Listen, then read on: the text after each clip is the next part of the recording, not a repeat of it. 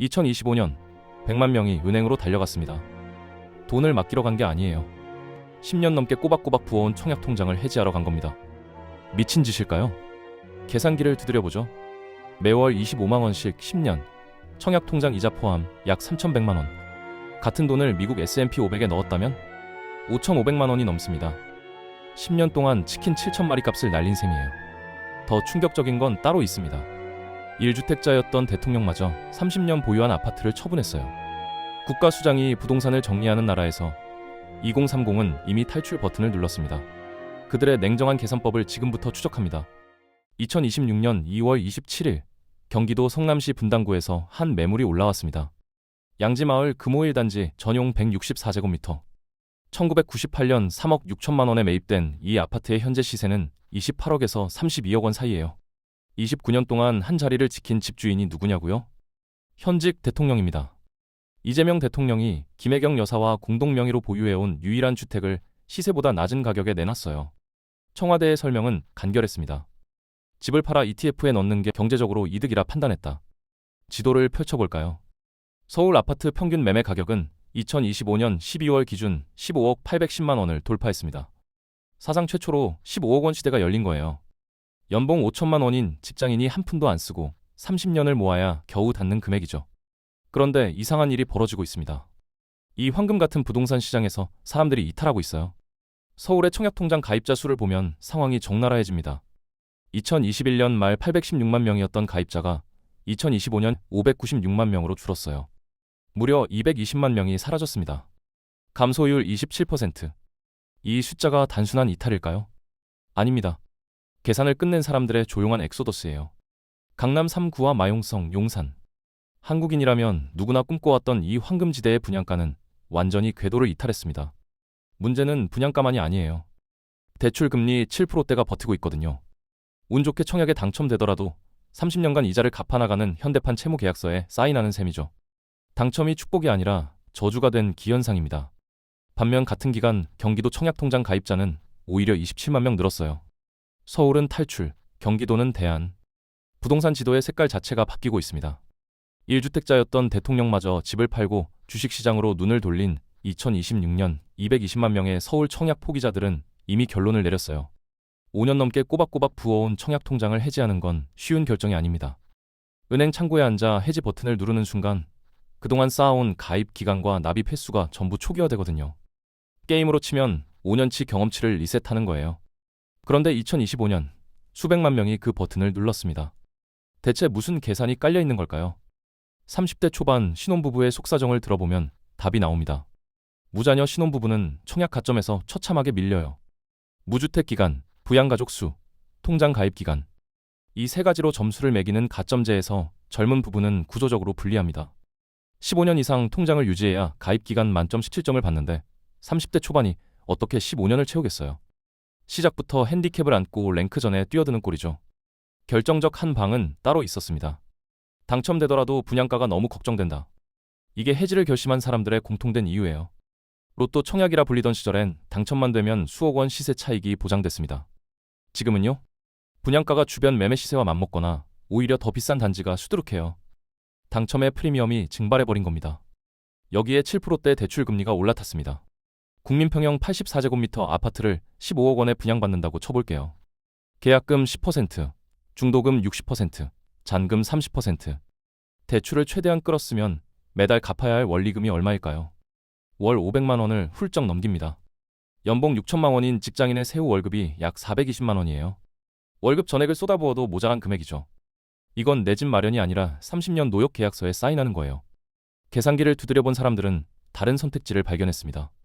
청약통장 금리는 연 2, 3%대. 반면 일반 은행 예적금은 4%대를 찍고 있어요. 같은 돈을 넣어도 청약통장이 손해라는 결론이 나옵니다. 더 나아가 미국 S&P 500 ETF의 역사적 평균 수익률은 연 10% 안팎이에요. 10년간 매월 25만 원을 청약통장에 넣으면 약 3,100만 원. 같은 돈을 S&P 500에 적립했다면 5,500만 원을 넘깁니다. 치킨 7,000마리 값 차이죠. 온라인 댓글창에 쏟아지는 분노는 단순한 감정 폭발이 아니었어요. 30년 전 10만 원이랑 지금 25만 원이 같냐? 국가가 눈뜨고 사기치는 거 아니야? 이런 반응들이 넘쳐났습니다. 기성세대는 혀를 찹니다. 청년들이 끈기가 없다고, 집 살 의지가 없다고. 착각이에요. 이들은 포기한 게 아니라 더 나은 투자처를 향해 이동한 겁니다. 개인의 합리적 선택이 시스템의 한계와 정면으로 충돌하기 시작한 거죠. 청약 시장의 전체 물량을 들여다보면 충격적인 숫자가 나옵니다. 분양 물량의 49%가 특별 공급이에요. 절반 가까이가 일반 청약이 아니라 특공으로 빠진다는 뜻이죠. 문제는 이 특공 물량의 대부분이 특정 세대에게만 열려 있다는 겁니다.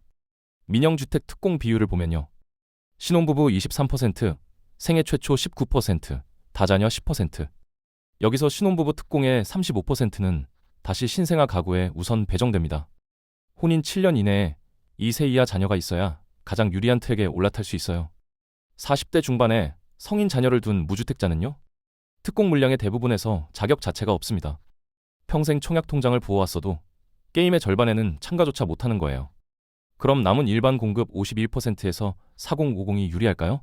가점제 84점 만점에서 무주택 기간 32점, 부양가족 35점, 가입기간 17점. 숫자만 보면 나이든 무주택자가 압도적으로 유리해 보입니다. 착각이에요. 서울 인기단지의 당첨 커트라인은 60점대 후반에서 70점대. 4050 무주택자끼리 피 터지게 경쟁하는 구조입니다. 가점이 높아도 줄이 너무 길어요. 반대편의 선 2030은 어떨까요? 신혼부부 특공, 신생아 특공, 생애 최초 특공. 분명 문이 여러 개 열려 있습니다. 그런데 문을 열고 들어가면 벽이 있어요. 돈입니다. 30대 초반 맞벌이 부부가 서울 국민평형 15억 원짜리 아파트에 당첨됐다고 쳐보죠. 계약금 1억 5천, 중도금 대출 이자, 잔금 대출. 금리 7%대에서 매달 갚아야 할 원리금이 500만 원을 넘깁니다. 결국 구조는 이렇습니다.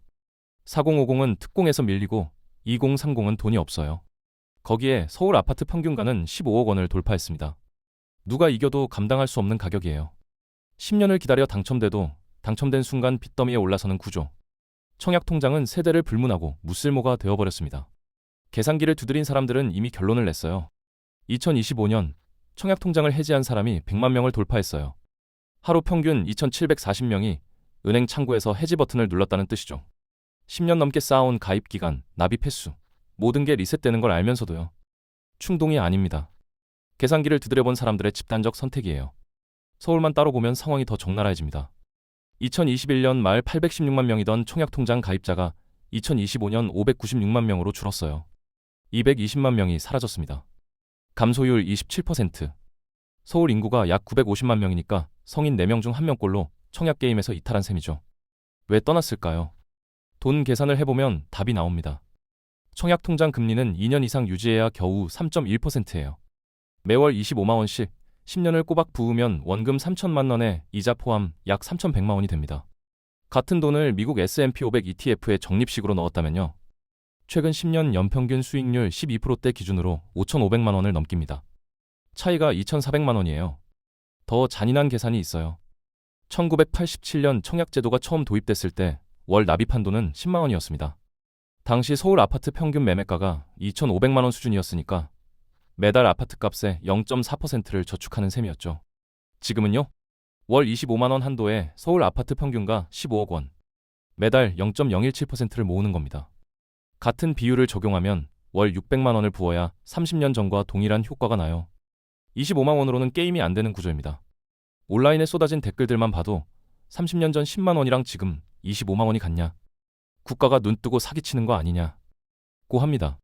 분노가 아니라 팩트입니다. 청약통장의 구매력은 30년 동안 96% 증발했어요.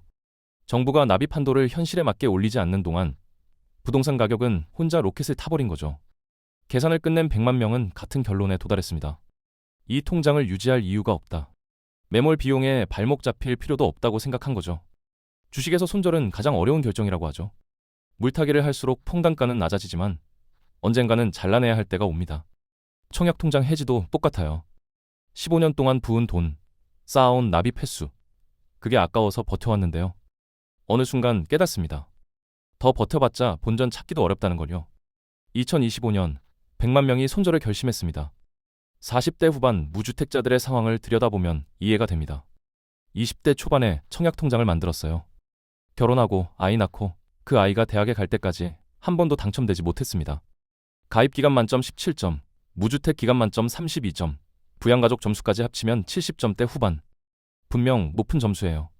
그런데 서울 인기 단지 커트라인도 70점대입니다.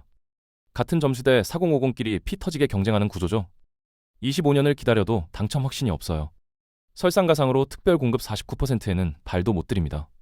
신혼부부 특공은 혼인 7년 이내만, 신생아 특공은 2세 이하 자녀가 있어야 해요. 자녀가 성인이 된 4050 무주택자는 애초에 자격이 없습니다. 평생 줄을 섰는데 어느 날 보니 줄의 절반이 다른 문으로 빠지고 있었던 거예요. 그것도 훨씬 빠른 속도로요. 반대편의 2030은 다를까요? 30대 초반 맞벌이 신혼부부가 신생아 특공으로 당첨됐다고 쳐보죠. 서울 외곽 국민평형, 분양가 12억 원. 계약금 1억 2천만 원은 양가 부모님께 빌렸습니다. 중도금 60%는 대출로 막았어요. 문제는 잔금이에요. 입주할 때 추가로 4억 원 가까운 돈이 필요한데 대출 한도는 막혀 있고 금리는 7%대입니다.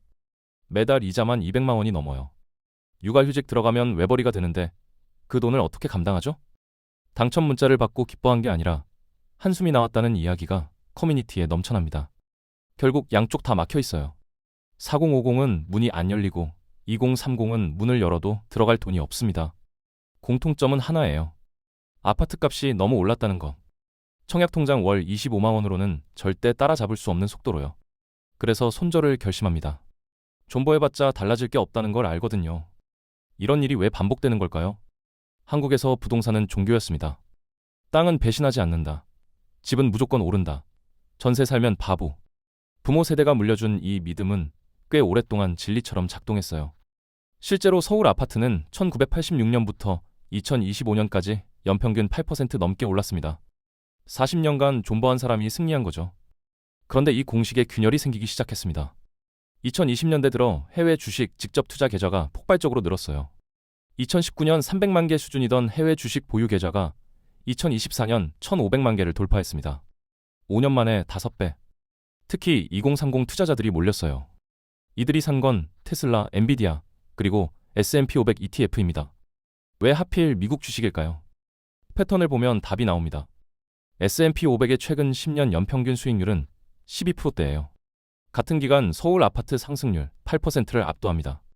결정적 차이는 진입 장벽이에요. 서울 아파트를 사려면 최소 5억 원의 현금이 필요합니다. 미국 ETF는요? 10,000원으로 시작할 수 있어요.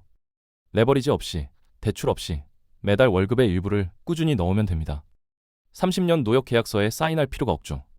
역사적으로 보면 이런 전환은 처음이 아닙니다. 1990년대 일본에서 비슷한 일이 벌어졌어요. 부동산 버블 붕괴 이후 일본 청년층은 사토리 세대가 됐습니다.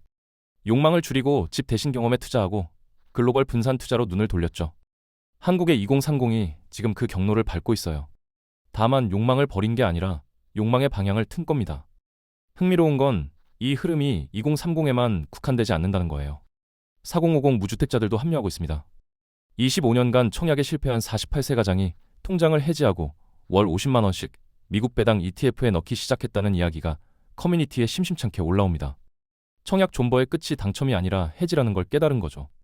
1주택자였던 대통령마저 30년 보유한 아파트를 팔고 ETF를 선택한 2026년. 부동산 종교의 신자들이 하나둘 교회를 떠나고 있습니다. 청약 통장을 해지하지 못하는 이유는 하나예요. 지금까지 넣은 돈이 아까워서. 경제학에서는 이걸 매몰 비용 오류라고 부릅니다. 이미 지출한 비용에 발목 잡혀서 더 나쁜 선택을 계속하는 거죠. 롤에서 지는 게임인 줄 알면서도 여기까지 왔는데라며 설엔 거부하는 심리랑 똑같아요. 그런데 계산기를 다시 두드려보면 답이 달라집니다. 15년간 매월 25만 원을 부었다면 원금 4,500만 원에 이자 포함 약 4,800만 원이 통장에 있어요. 이 돈을 지금 해지해서 S&P 500 ETF에 일시불로 넣고 앞으로 15년간 추가로 월 25만 원씩 적립한다고 쳐보죠. 연평균 10%만 잡아도 15년 후 약 2억 원이 됩니다. 청약 통장을 그대로 유지하면요. 같은 기간 후 9천만 원 수준이에요. 차이가 1억 원을 넘습니다. 물론 주식은 원금 손실 가능성이 있어요. 변동성도 크고 공부가 필요합니다. 그런데 청약 통장의 원금 보장이 진짜 안전할까요? 아파트 값은 30년간 10배 넘게 올랐는데 납입한 돈은 10만 원에서 25만 원으로 2.5배밖에 안 올랐어요. 실질 구매력 기준으로 보면 청약 통장이야말로 30년간 96%의 손실을 본 셈입니다. 숨겨진 손절이 이미 끝난 거예요. 전환을 시작한 사람들의 전략은 단순합니다. 첫째, 청약 통장 해지금을 글로벌 ETF에 분산 투자합니다. S&P 500, 나스닥 100, 전 세계 주식 ETF. 한 바구니에 담지 않는 거죠. 둘째, 매월 자동이체로 적립식 투자를 설정해요. 타이밍을 재지 않고 꾸준히 사는 겁니다. 셋째, 최소 10년은 손대지 않겠다고 마음먹습니다. 단기 등락에 흔들리면 주식도 청약통장처럼 되거든요. 중요한 건 집을 포기하는 게 아니라는 겁니다. 15년 후 2억 원이 모이면 그때 현금으로 집을 살 수도 있어요. 대출 이자 없이 30년 노역 계약 없이요. 아니면 그 돈으로 배당 수익을 받으며 원하는 곳에 전세나 월세로 살 수도 있죠. 선택지가 늘어나는 겁니다. 설에는 패배가 아닙니다. 다음 판을 위한 결단이에요. 결국 우리가 배울 수 있는 건 이겁니다. 청약통장은 더 이상 내 집 마련의 사다리가 아닙니다.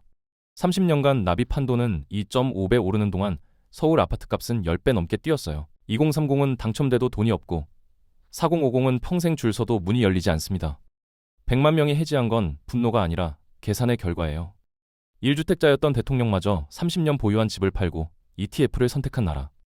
그게 2026년 대한민국의 민낯입니다.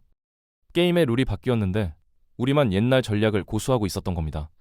부모 세대가 집은 무조건 사라고 했을 때 서울 아파트 평균가는 3천만 원이었어요. 연봉 2년이면 샀습니다. 지금은요? 연봉 30년을 모아야 해요. 같은 조언이 같은 결과를 만들 수 없는 구조가 된 거죠. 세상이 변했으면 전략도 바꿔야 합니다. 오해하지 마세요. 집을 사지 말라는 이야기가 아닙니다. 청약이라는 단 하나의 방법에 인생을 걸지 말라는 거예요. 매달 25만 원을 청약통장에 넣는 대신 글로벌 자산에 분산 투자하면 10년 후 선택지가 늘어납니다. 현금으로 집을 살 수도 있고 배당으로 월세를 충당할 수도 있어요. 30년 대출의 노예가 되지 않고도 주거 문제를 해결할 수 있는 길이 열리는 겁니다. 경고는 해야겠죠. 주식은 원금 손실 가능성이 있습니다. 공부 없이 뛰어들면 청약통장보다 더 빨리 돈을 잃을 수 있어요. 하지만 이건 확실합니다. 아무것도 하지 않으면 아무것도 바뀌지 않아요. 지금 당장 청약통장을 해지하라는 게 아닙니다. 계산기를 두드려보라는 겁니다. 내 통장이 정말 나를 위해 일하고 있는지 아니면 그냥 관성으로 유지하고 있는 건지요. 마지막으로 하나만 묻겠습니다. 당신의 청약통장 지금 해지한다면 그 돈으로 뭘 하시겠습니까? 뉴스에서는 해주지 않는 경제 이야기, 구독과 좋아요로 응원 부탁드리겠습니다. 다음 영상에서 뵙겠습니다.